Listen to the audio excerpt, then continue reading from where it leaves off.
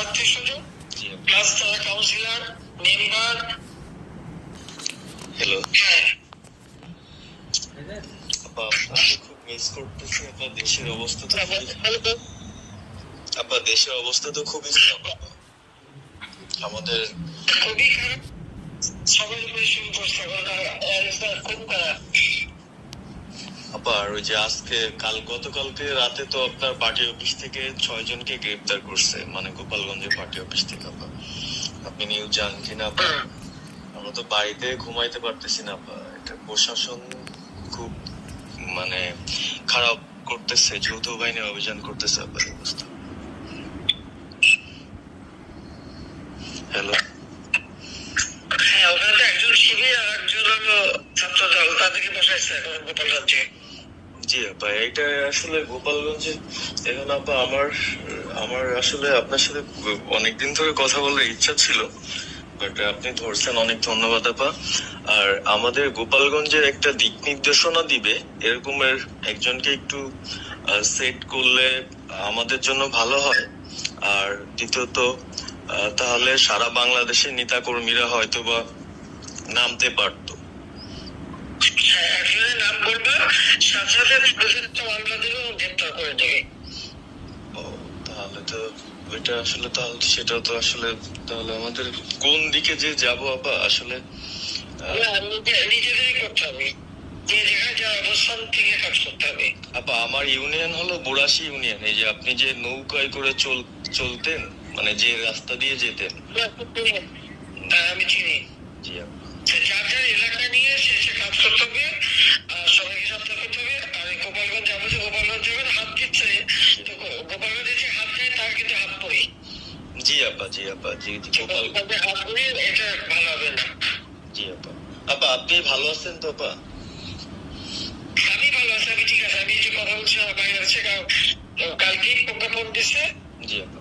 NSI DGM সবাইকে report GP দেখে NS বলে দিছে, মানে আওয়ামী লীগের সাবেক এমপি, বর্তমান এমপি, ভবিষ্যতে এমপি হতে পারে, জি আপা।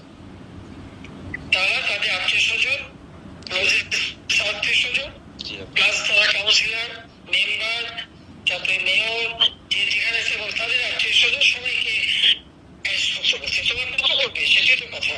হ্যাঁ আপা, এখন আমি কালকে আমাদের ইউনিয়নের চেয়ারম্যান, আপনি চিনেন কিনা জানি না, MM ননি আহমেদ ননি, উনার সঙ্গে একটা মিটিং করলাম, কথা হয়েছে অনেকক্ষণই। তো উনি দিক নির্দেশনা দিল এবং কালকেই যাওয়ার কথা ছিল আমাদের একটা মিছিল নিয়ে, বুড়াশি ইউনিয়নের যারা ছাত্রলীগ করে কর্মী যারা আছে এদের নিয়ে আমরা একটা মিছিল নিয়ে যাওয়ার কথা ছিল। কিন্তু তার ভিতরই মানে সন্ধ্যার পরে 7টায় প্রোগ্রামটা ছিল, তার ভিতরে নিউজ আসলো যে যৌথ বাহিনী অভিযান চলবে। তো আমরা গেলাম না, ওনরা যারা গেছিল যাওয়ার পরে আপনার অ্যারেস্ট করলো। আর ওই যে পিছন দিয়ে যে গেটটা আছে না আপা, ওই গেট দিয়ে হয়তো বা 4-5 জন ধরেন যে চলে গেছিল বাইরে, এই অবস্থা। আর আমাদের যারা আসলে আমরা দলকে ভালোবাসি, আপনাকে ভালোবাসি, সংগঠনটাকে সুন্দরভাবে সচ্ছল রাখার চেষ্টা করতেছি,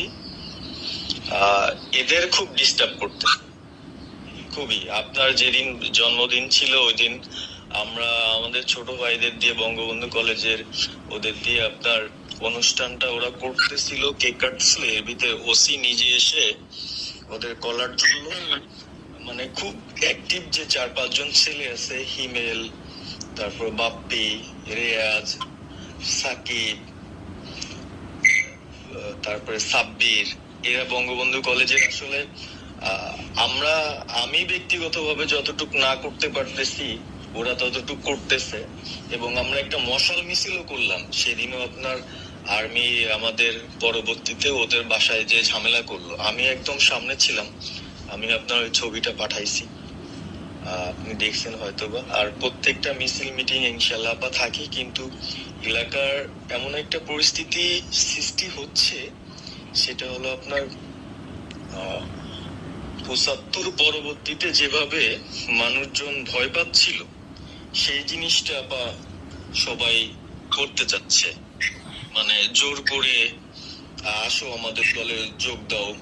মানে দোকানে বসলে, চার দোকানে বসলে অনেক কিছু শোনা যায়, অনেক কিছু বোঝা যায়, কিন্তু এখন আমাদের দরকার সারা বাংলাদেশে, মানে আমার ক্ষুদ্র জ্ঞান থেকে বলতেছি, সারা বাংলাদেশে যে একটা সংগঠনটা চালাবে, আপনি সভাপতি থাকবেন এবং ভারপ্রাপ্ত যদি কাউকে কোনো দেওয়া যায় যাকে ভালো মনে করেন, তাহলে আমাদের সারা 64 জেলা।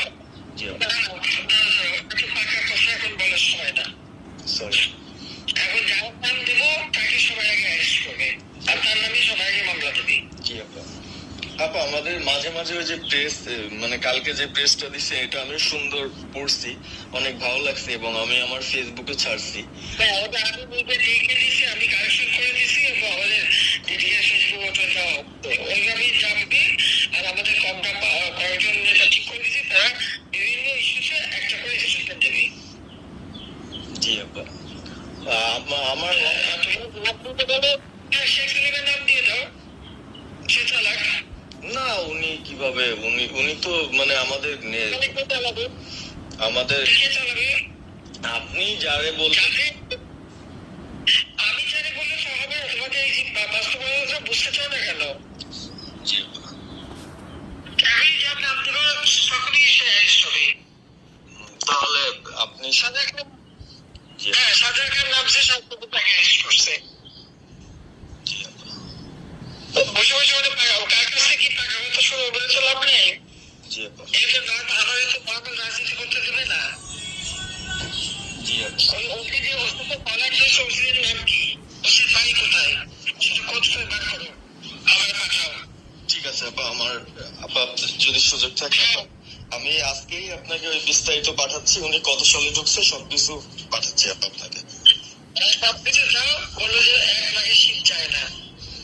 ঠিক আছে আপা। 15 বছর দেশ বেতন ভাতা বাড়াইছি, রেশন বাড়াইছি, এই পুলিশের সবকিছু করে দিচ্ছি, জি আপা। আর্মিদের করে দিচ্ছি। এই পর্যন্ত যে করে সব আমার 2 বছর পাওয়া। জি আপা। আর এখন ওই সুদ করে ইউনুসের কথা শুনে লাফাচ্ছে, আর জামাতের ওরা কয়দিন আছে, জি আপা। সামনে 1 মাস থেকে কিনে দেখো। জি আপা। জি আপা, দোয়া করেন আপা। আর আমি আপনাকে 1 মাস দেখো, তখনই আপনারা যারা বেশি বাড়াবাড়ি করেন কোথায় যাবেন সেটা বুঝে নিয়েন। জি আর এই তালিকা সব করে রাখো। আপা। আর যারা যে ঘর বাড়ি ভাঙা পোড়ানো তাদেরও হিসাবটা নাম রাখো, এবার যদি ভুল না হয়, পরে এর চাচা, ওর মামা, ওর শ্বশুর, ওর শাশুড়ি, এইগুলো যেন না হয়। আপা। এবার ঘুরে ঘুরে ঘুরে ঘুরে হিসাব নেওয়া হবে। জি আপা। জি আমি গত 2001 কিছু বলিনি, আপনি 2009 সরকার এসেও